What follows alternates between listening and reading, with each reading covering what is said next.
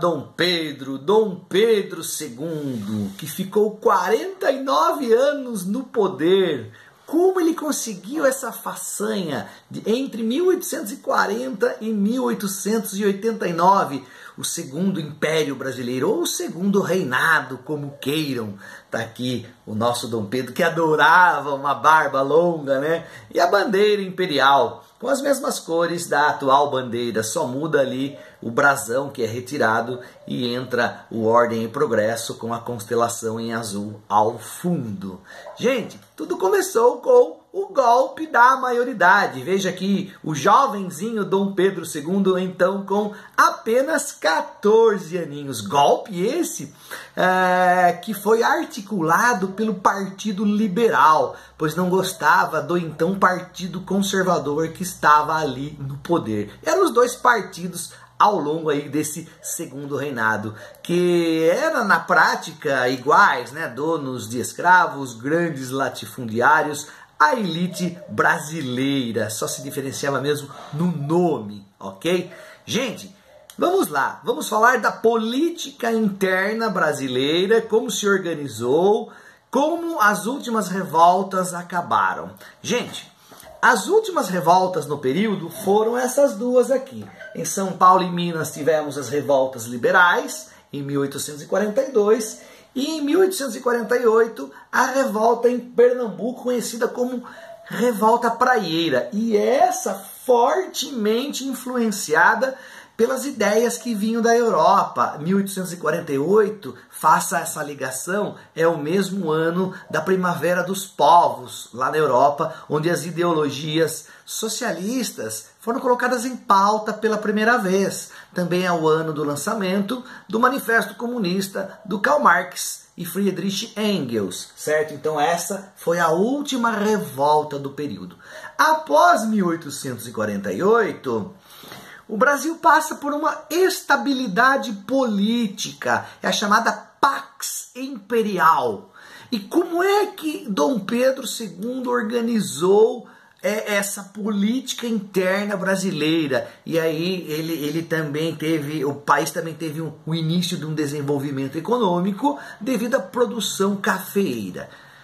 É simples, ou não tão simples, então você precisa entender primeiro, uma forma de governo chamada parlamentarismo. O parlamentarismo clássico é o parlamentarismo inglês, onde o poder vem de baixo para cima. No parlamentarismo inglês, o rei ou o monarca, ele tem seus poderes limitados pelo parlamento, daí parlamentarismo. O partido que tem um maior número de candidatos eleitos e que tem maioria, portanto, nesse parlamento, é quem acaba indicando ali o primeiro-ministro, que é o chefe de governo, de fato. Tá? Então o poder vem de baixo para cima.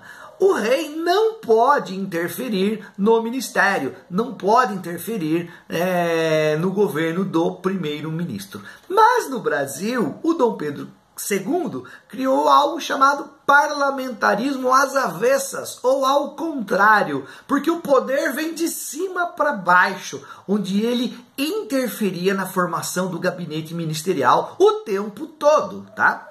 Lembrando que o período da monarquia brasileira, o voto era censitário, só quem tinha renda tinha direito ao voto, era um sufrágio masculino para maiores de 21 anos, então cerca de 10, 11% da população brasileira tinha o direito ao voto, ok? O que ele fez? Ao longo de 49 anos que ele esteve no comando do país, ele foi alternando no poder liberais e conservadores. Vejam essas duas charges aqui. Pelos 49 anos de seu governo, passaram 17 ministérios liberais e 15 ministérios conservadores. Nada mais liberal que um conservador no poder.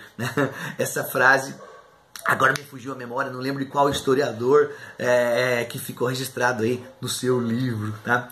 Então vejam, né, que nesta segunda charge aqui está escrito o seguinte: este representando o Partido Conservador, nada de mexer na grande propriedade. e a mulher que representa o Partido Liberal, nem no trabalho escravo. E vejam que é um casamento entre os dois partidos. Assim eles pararam de brigar, né? Porque na verdade eles queriam o poder, né? E estar no poder no Brasil, e não é diferente nos dias de hoje, é estar próximo das grandes fortunas que o Estado arrecada através aí da arrecadação dos impostos, né? É mamar nas tetas do Estado, como se diz metaforicamente, ok?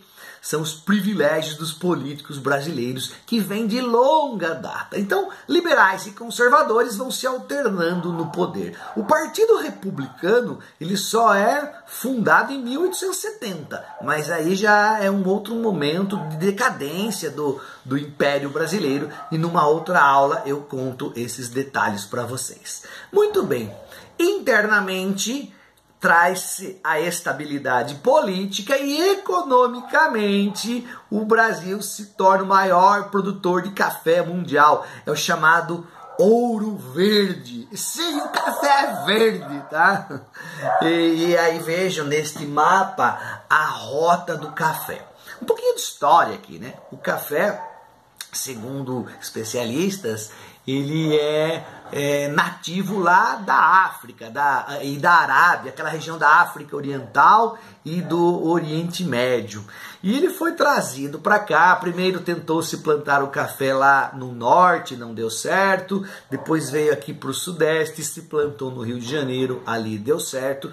Do Rio de Janeiro, um pouquinho ali no sul de Minas, também chega no estado de São Paulo, aqui na região do Vale do Paraíba. Mas até então, começo do século XIX, eram técnicas agrícolas rudimentares. Quando o café chega no interior de São Paulo, mais precisamente no oeste paulista, a região ali de Jundiaí, Ribeirão Preto, ali o café se torna então um produto de melhor qualidade. As técnicas agrícolas são mais avançadas e o café então bomba a ponto de no final do século XIX ser responsável por 70% das exportações brasileiras. Olha que riqueza gerava o café. E óbvio que isso vai transformar o Brasil, principalmente a região de São Paulo, né? E aí vamos falar um pouquinho das características então e as consequências dessa economia cafeeira. Até 1850 utilizava-se largamente a mão de obra escrava africana, né? O tráfico de negros era permitido até 1850, daí vem uma lei que vai proibir. Traz o enriquecimento de São Paulo, a construção de ferrovias e a industrialização, tá? Não houve uma revolução industrial no Brasil, o que houve foi um surto industrial. E esse surto industrial é a chamada Era Mauá. Tá aqui para vocês o Irineu Evangelista de Souza, que ganhou um título Barão de Mauá. Aqui ele está numa imagem, Mauá, né? O maior empresário do século XIX, o homem mais rico do Brasil no século XIX. E ao seu lado, Dom Pedro II. Eles, ao longo da vida deles, trocaram amizade, foram amigos, se tornaram inimigos, foram amigos, se tornaram inimigos. O fato é que tem um filme para vocês assistirem que se chama Mauá, o Imperador e o Rei. Vale a pena, é uma baita aula de história. Assista lá, ó, tô indicando aqui para vocês. Gente, o fato é que o Mauá construiu a primeira ferrovia no Brasil, trouxe o telégrafo, inclusive ligou uma linha de telégrafo para que o Dom Pedro II conversasse com pessoas em Londres. Esse cabo é submarino, ele corta o Oceano Atlântico inteirinho, cara. Ele iluminou as ruas do Rio de Janeiro, que antes era luzes de lampião, lamparinas, utilizava-se ainda muito óleo de baleia, principalmente. Então ele traz a energia elétrica ali pro Rio de Janeiro, fundou bancos, foi o homem mais rico do Brasil, tá? Mas assista o filme para entender por que ele quebrou, tá? Ele quebrou e morreu não pobre, mas ele perdeu toda a sua fortuna ao longo aí, no finalzinho da sua vida, tá? Aqui são as linhas ferroviárias, né? As ferrovias e é aqui o Porto de Santos, porque o nosso café era quase todo exportado. O maior comprador do nosso café era os Estados Unidos. Vejam que quase todas as ferrovias saem do oeste paulista e vêm em direção ao litoral e chegam em Santos, tá? Onde uma das principais ferrovias era esta aqui, Santos a Jundiaí. Ok? Por aqui se escoava toda a produção cafeeira. Vamos falar do tráfico de escravos. Percebam aqui neste gráfico a quantidade de viagens do tráfico negreiro de Portugal, né, ao longo dos anos. E atinge um auge em 1849. E a partir de 1850, vejam, o tráfico é proibido. É óbvio, por pressão inglesa, que não estava interessada na mão de obra escrava. Também havia uma pressão aqui dentro do Brasil de algumas leis abolicionistas já nesse período. Estima-se, pessoal, que neste período, né, desde 1600 até 1850, 12 milhões de africanos foram trazidos forçadamente da África. É o maior êxodo forçado da história mundial, talvez. Okay? 12 milhões de escravos africanos foram trazidos ao Brasil. E a partir de 1850 é proibido trazer escravo. Atenção, não confunda, não acaba a escravidão no Brasil. Em 1850, com a lei Eusébio de Queiroz, o que acaba é o tráfico. É proibido trazer negros africanos para serem escravizados. Mas os que estavam aqui como escravos continuam sendo escravos, tá? E começa a faltar mão de obra escrava no Sudeste. Então você tem uma escravidão, um tráfico interno. Escravos que viviam na Bahia são vendidos para o Sudeste, por exemplo. E é nesse momento que um escravo, ou uma peça, como eles chamavam, chegou a custar o equivalente a 10 mil reais a dinheiro de hoje. Ok? É nesse momento que o governo brasileiro incentiva a imigração europeia, principalmente italiana.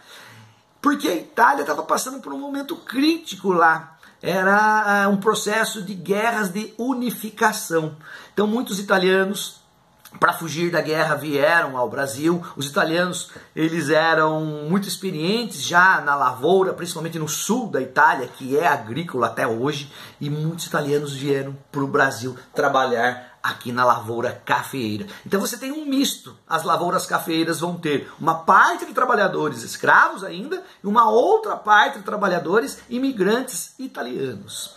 E aí o governo faz uma lei chamada Lei de Terras. Nessa Lei de Terras, que dificultou o acesso às terras devolutas. Terras devolutas são terras públicas e inabitadas, que antes o governo distribuía. A partir de 1850, essas terras seriam vendidas e não mais doadas. Isso trouxe uma concentração fundiária no Brasil. O Brasil é o país que tem a maior concentração de terras do mundo, gente, do mundo.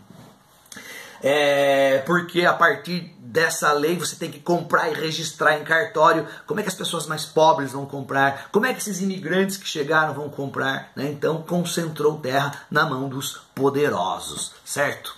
Gente, essa é a primeira parte do segundo reinado. Falamos de política interna e de economia. Nós vamos ter uma segunda aula onde vamos falar da política externa e destacar um conflito que foi a maior guerra da América do Sul. Foi a Guerra do Paraguai, ou contra o Paraguai, também conhecida como a Guerra da Tríplice Aliança. A partir desse conflito, desse problema externo, as coisas vão mudar para Dom Pedro II e vai mudar para pior. Aguardem esse próximo capítulo. Um abraço, bons estudos e até a próxima.